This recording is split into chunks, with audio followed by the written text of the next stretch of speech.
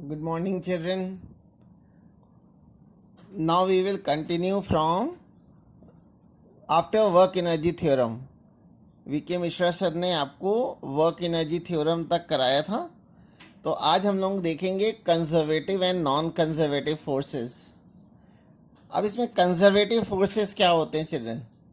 देखिए, अगर हमें किसी बॉडी को एक पॉइंट से दूसरे पॉइंट तक ले जाना है, ठीक है, मैं बॉडी को एक पॉइंट से दूसरे पॉइंट तक ले जा रहा हूँ और वर्क डन, जैसे सपोज कीजिए कि मुझे बॉडी को इस ए पॉइंट, ये ए इनिशियल पॉइंट है और बी फाइनल पॉइंट है, किसी बॉडी को इनिशियल पॉइंट ए से फाइनल पॉइंट बी तक ले जाना है, ठीक है, और ए से बी तक ले जाने में हम जो वर्क करेंगे वो केवल अगर इनिशियल पोजीशन और फाइनल पोजीशन पे डिपेंड करे, पाथ पे डिपेंड ना करे. पाथ से मतलब है कि हो सकता है कि आपने बॉडी को सीधे थ्रो कर दिया हो, या दूसरा तरीका है कि आपने जिगजैग पाथ से होती हुई बॉडी ए से बी पॉइंट तक पहुंची हो, या एक किसी कर्व पाथ को उसने फॉलो किया हो, कर्व पाथ को फॉलो किया हो. तो अगर वर्क डन केवल इस पे डिपेंड करे कि कहाँ से थ्रो किया गया और कहाँ तक पहुंचा है, उसके पाथ पे डिपेंड नहीं करे, ठीक है, तो ऐसे फोर्सेस को हम लोग कंजर्वेटिव फोर्सेस कहते हैं. कंजर्वेटिव फोर्सेस चिल्ड्रन वो फोर्सेस होते हैं जिसमें work done by the force या अगेंस्ट द फोर्स केवल इनिशियल और फाइनल पोजीशन पे डिपेंड करता है, नेचर ऑफ द पाथ पे डिपेंड नहीं करता. नेचर ऑफ द पाथ से मतलब है कि सरफेस रफ है, स्मूथ है, जिगजैग पाथ है, स्ट्रेट लाइन पाथ है, कैसा है उस पर अगर डिपेंड नहीं कर रहा है, तब ऐसे फोर्सेस को हम लोग कंजर्वेटिव फोर्सेस कहते हैं. इसलिए हम कह सकते हैं कि conservative forces are those forces in which work done by a force और against the force depends only on the initial position and final position, not on the path, not on the nature of the path, ठीक है. then such forces are called conservative forces. और conservative forces के examples में दो examples बहुत important हैं. ये class 11 से 12 तक आप पढ़ते रहेंगे. क्लास 11 में अभी वर्क एनर्जी, ये वर्क पावर एनर्जी लेसन के बाद आप रोटेशनल मोशन लेसन पढ़ेंगे, फिर ग्रेविटेशन पढ़ेंगे, और ग्रेविटेशन में आप ग्रेविटेशनल फोर्स पढ़ेंगे, यूनिवर्सल लॉ ऑफ ग्रेविटेशन. इसको क्लास 9th में भी हम लोग ने पढ़ा था. तो जो दो मासेस के बीच में जो फोर्स लगता है जिसको ग्रेविटेशनल फोर्स कहते हैं, और चार्जेस के बीच में जो फोर्स लगता है उसको इलेक्ट्रोस्टैटिक फोर्स कहते हैं. ये दोनों ही जो हैं वो कंजर्वेटिव फोर्सेस है. तो पहला एग्जाम्पल हो गया ग्रेविटेशनल फोर्स, दूसरा है इलेक्ट्रोस्टैटिक फोर्स. कुछ और एग्जाम्पल भी लिख रखे हैं, elastic force and magnetic force. ये सभी फोर्सेस जो हैं वो कंजर्वेटिव फोर्सेस में आ जाते हैं. कंजर्वेटिव फोर्सेस के 4 एग्जाम्पल्स हमने लिखे हुए हैं. पहला है ग्रेविटेशनल फोर्स, दूसरा है इलास्टिक फोर्स, थर्ड है कूलम्बियन फोर्स या इलेक्ट्रोस्टैटिक फोर्स, और फोर्थ है मैग्नेटिक फोर्स. ये चारों ही फोर्सेस जो हैं वो केवल इनिशियल पोजीशन और फाइनल पोजीशन पे डिपेंड करते हैं, यानी बॉडी को मैं कहाँ से किस पॉइंट से किस पॉइंट तक ले जा रहा हूँ, ठीक है, और उस पॉइंट तक ले जाने में कैसा पाथ मैंने फॉलो किया उस पर अगर नहीं डिपेंड करते हैं. इसीलिए इनको हम लोग कंजर्वेटिव फोर्सेस कहते हैं. अब कंजर्वेटिव फोर्सेस की कुछ खास प्रॉपर्टीज होती हैं चिल्ड्रन. 2 प्रॉपर्टी तो हम लोग ने इसकी डेफिनेशन में लिख दिया है. एक तो ये कि जो कंजर्वेटिव फोर्सेस होते हैं वो केवल इनिशियल एंड फाइनल पोजीशन पे डिपेंड करते हैं. तो ये फर्स्ट प्रॉपर्टी में आ जाएगा. फर्स्ट प्रॉपर्टी क्या हो जाएगी? Conservative forces depends only on the initial and final position, ठीक है, not on the nature of the path.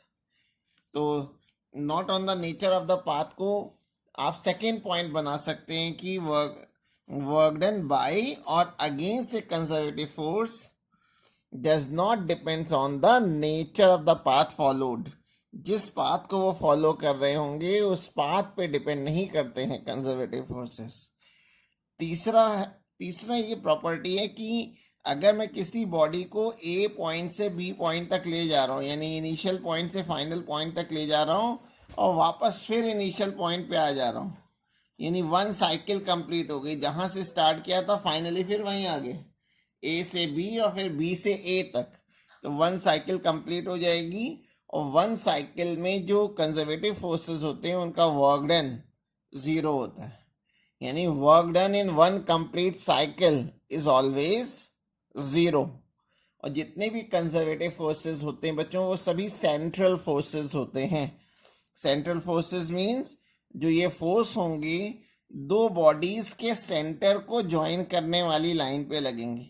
ये नहीं कि बॉडी यहाँ पे रखे फोर्स इधर उधर कहीं पे लगेंगे, दोनों बॉडीज के सेंटर्स को ज्वाइन करने वाली लाइन पे लगते हैं।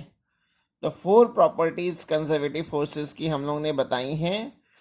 2 प्रॉपर्टीज तो डेफिनेशन में आ जाती है, जैसे फर्स्ट प्रॉपर्टी है कि जो conservative forces depends only on the initial position and the final position. दूसरा है कि work done by the force और against the force is independent from the nature of the path, या ये भी कह सकते हैं does not depends on the nature of the path, it depends only on the initial and final position. Third point है कि जितने भी कंजर्वेटिव फोर्सेस होते हैं उनका वन कंप्लीट साइकिल में वर्क डन 0 होता है। ठीक है, जैसे W अगर हम निकालें फ्रॉम A टू B तो पॉजिटिव अगर आएगा तो B टू A में वो नेगेटिव हो जाएगा, जिससे दोनों को ऐड करेंगे तो वन कंप्लीट साइकिल में वर्क डन 0 हो जाएगा। और जितने भी कंजर्वेटिव फोर्सेस होते हैं बच्चों वो सभी सेंट्रल फोर्सेस होते हैं। सेंट्रल फोर्सेस यानी जो फोर्स लग रहा होगा दोनों बॉडीज के सेंटर्स को ज्वाइन करने वाली लाइन पर लगेगा। ये कंजर्वेटिव फोर्सेस हो गई और उनकी प्रॉपर्टीज हो गए। इसके मैंने 4 एग्जाम्पल्स भी बता दिए हैं, वो एग्जाम्पल्स भी आपको याद होने चाहिए। ठीक है, जिसमें हम लोग ने ग्रेविटेशनल फोर्स बताया है, इलास्टिक फोर्स बताया है, कोलम्बियन फोर्स है, कोलम्बियन फोर्स को इलेक्ट्रोस्टैटिक फोर्स बोलते हैं, और नेक्स्ट है मैग्नेटिक फोर्स। और बिल्कुल कंजर्वेटिव फोर्सेस का जो उल्टा होगा, बिल्कुल रिवर्स, वो नॉन कंजर्वेटिव फोर्सेस होंगे। यानी नॉन कंजर्वेटिव फोर्सेस उन फोर्सेस को कहते हैं जिसमें work done by the force या अगेंस्ट द फोर्स इनिशियल और फाइनल पोजीशन पे डिपेंड नहीं करेंगे, जैसे कंजर्वेटिव फोर्सेस पे डिपेंड करते थे। अब क्या होगा कि जो नॉन कंजर्वेटिव फोर्सेस होते हैं वो इनिशियल और फाइनल पोजीशन पे नहीं डिपेंड करते, बल्कि किस पे डिपेंड करते हैं, नेचर ऑफ द पाथ पे डिपेंड करते हैं। यानी पाथ कैसा है, आपने स्ट्रेट लाइन पाथ देखा है या कर्व पाथ पे गए तो उस पाथ पर डिपेंड करेंगे, तो वो फोर्सेस जो हो जाएंगे वो नॉन कंजर्वेटिव फोर्सेस हो जाते हैं। जितने भी नॉन कंजर्वेटिव फोर्सेस होते हैं उसमें एनर्जी लॉस होता है। तो किन किन फोर्सेस में एनर्जी, जैसे फ्रिक्शनल फोर्स हो गया, विस्कस फोर्स हो गया, रेजिस्टेंस, एयर रेजिस्टेंस, ये सभी कैसे फोर्सेस हैं, यानी जितने भी रेसिस्टिव फोर्सेस होंगे, अपोजिंग फोर्सेस होंगे, वो सभी नॉन कंजर्वेटिव फोर्सेस के एग्जाम्पल में आ जाएंगे। सबसे कॉमन एग्जाम्पल है फ्रिक्शन फोर्स। ठीक है, friction force is a non conservative force. Friction की वजह से कभी भी एनर्जी कंजर्व नहीं रह सकती, फ्रिक्शन की वजह से एनर्जी लॉस होती है। ठीक है, अच्छा, और नॉन कंजर्वेटिव फोर्सेस की भी प्रॉपर्टीज वही होंगी जो कंजर्वेटिव की हैं, बस उसका उल्टा चलेगा। तो मैं यहाँ डिफरेंस करके लिखा दे रहा हूँ, मैंने डिफरेंस करके लिखा हुआ है, जिससे कई बार एग्जाम में डिफरेंस पूछ लेता है between conservative forces and non conservative forces. ठीक है, तो कंजर्वेटिव फोर्सेस में मैंने पहला पॉइंट बताया था क्या, कि conservative forces depends only on the initial and final position. तो आप नॉन कंजर्वेटिव में लिख देंगे does not depends on the initial and final position. Second point, conservative forces does not depends on the nature of the path, जबकि non conservative forces depend करते हैं nature of the path पे। Third point कि conservative forces जो one complete cycle में work done होगा by the conservative forces is always zero, जबकि non conservative forces में कभी भी जीरो नहीं हो सकता। ठीक है, जितने भी कंजर्वेटिव फोर्सेस होते हैं उनका नेचर सेंट्रल होता है, ये सेंट्रल फोर्सेस होते हैं।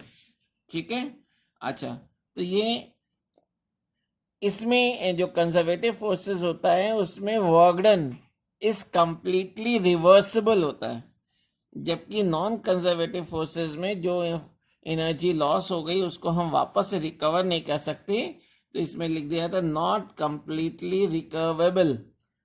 तो हम लोगों ने कंजर्वेटिव फोर्सेस देख लिया और नॉन कंजर्वेटिव फोर्सेस देख लिया।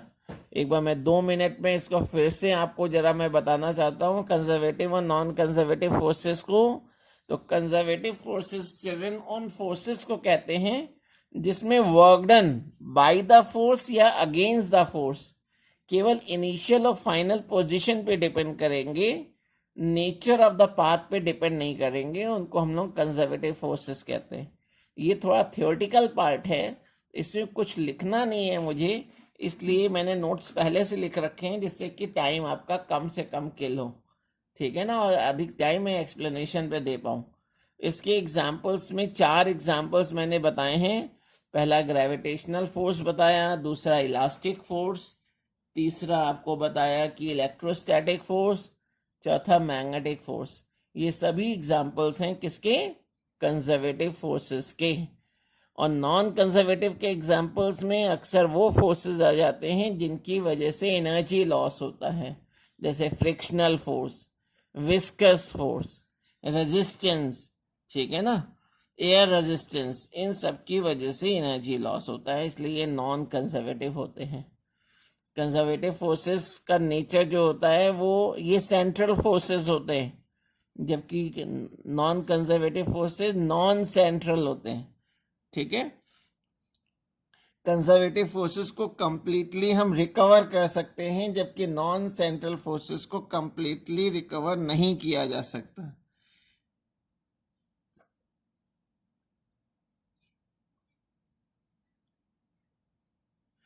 और एक और पॉइंट, 4th वाला पॉइंट लिखा है कि when only A conservative force acts with in A system, जब किसी सिस्टम पे किसी बॉडी पर केवल कंजर्वेटिव फोर्स लग रहा हो तो उस केस में काइनेटिक एनर्जी और पोटेंशियल एनर्जी तो चेंज होती है, लेकिन काइनेटिक एनर्जी और पोटेंशियल एनर्जी का जो सम होगा वो कांस्टेंट होगा।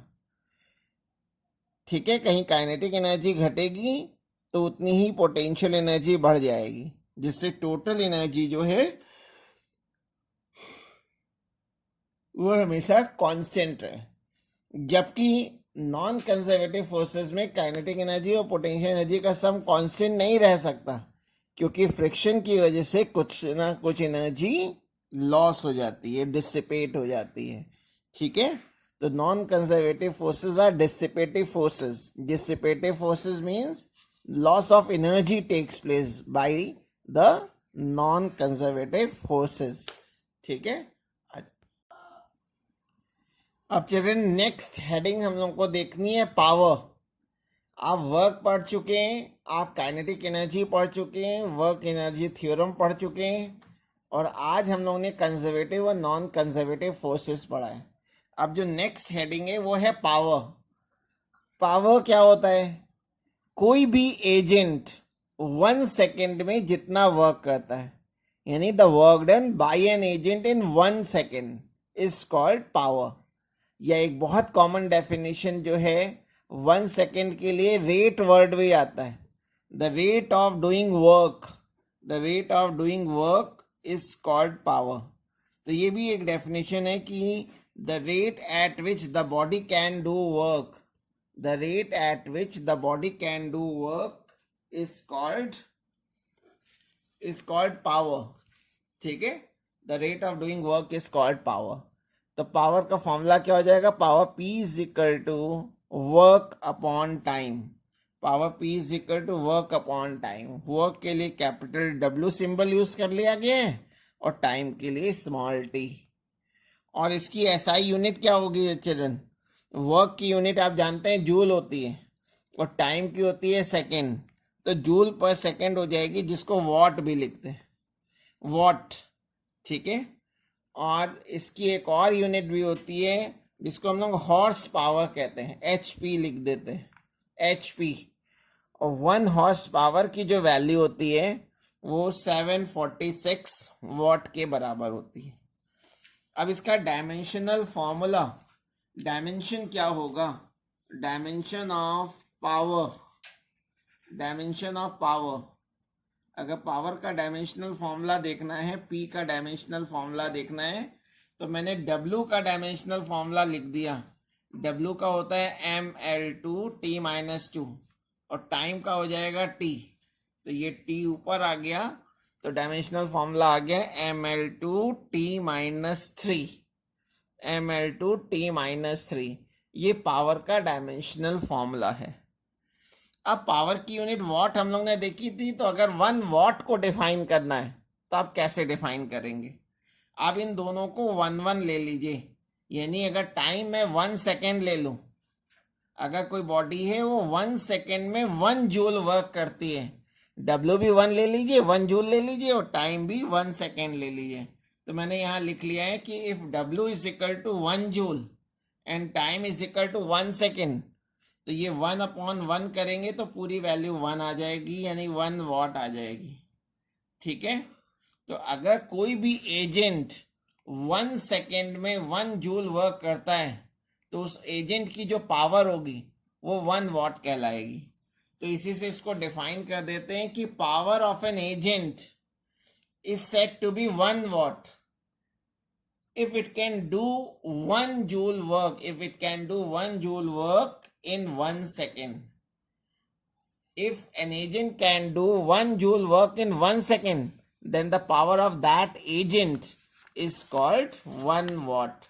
ठीक है, 1 watt उस पावर को कहेंगे जो 1 जूल वर्क, कोई एजेंट 1 जूल वर्क करे और टाइम कितना हो? 1 सेकेंड हो। ठीक है, अब अगली जो हेडिंग है, छोटी सी हेडिंग अभी देखेंगे, उसमें relation between power and force, relation between power and force. अभी आप पावर की डेफिनेशन पढ़ चुके हैं, और आप यानी the amount of work done per unit time, या ये भी बोल सकते हैं the rate of doing work is called power, यानी पी का फॉर्मूला होता है W/T, और वर्क का फॉर्मूला आप पढ़ चुके हैं, फोर्स डॉट डिस्प्लेसमेंट, F.S, और अपॉन में टाइम है, इसमें F फोर्स है और S डिस्प्लेसमेंट है, और डिस्प्लेसमेंट अपॉन टाइम क्या होता है? डिस्प्लेसमेंट अपॉन टाइम वेलोसिटी होती है। तो देखो पावर का एक फॉर्मूला आ गया। पावर क्या होता है कि power is the scalar product of, dot को स्केलर प्रोडक्ट बोलते हैं, power is the scalar product of force and velocity. Force और वेलोसिटी का जो स्केलर प्रोडक्ट होता है उसी को हम क्या बोलते हैं? पावर बोलते हैं। ठीक है, तो पावर क्या हो गया? The scalar product of force and velocity is called power.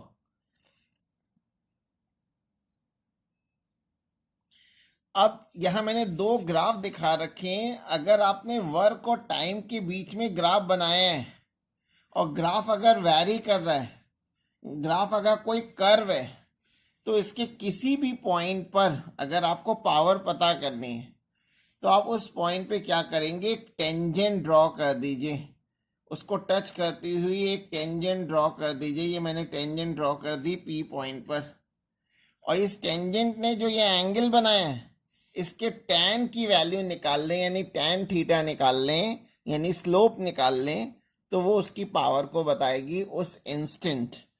ठीक है, लेकिन अगर सपोज कीजिए ग्राफ कुछ इस तरह का है, पावर और टाइम के बीच में अगर ग्राफ बना रहे हैं और ग्राफ कुछ इस तरह का आया है, A से B तक इस तरह का एक कर्व है, तो उस केस में अगर तुम्हें पावर निकालनी, वर्क निकालना है, तो आप क्या करिए कि आप A पॉइंट से और B पॉइंट से परपेंडिकुलर ड्रॉ कर दीजिए, एक्स एक्सिस पर, टाइम एक्सिस पे परपेंडिकुलर ड्रॉ कर दीजिए, और इस पूरे का जो ये शेडेड रीजन है, इस पूरे शेडेड रीजन का एरिया निकाल दें, अगर ए बी सी डी का एरिया निकाल दें तो हमें वर्क पता चल जाएगा। लेकिन वो ग्राफ किसके किसके बीच में होना चाहिए? पावर और टाइम के बीच में। ठीक है, अच्छा, यहाँ तक आपको करना है।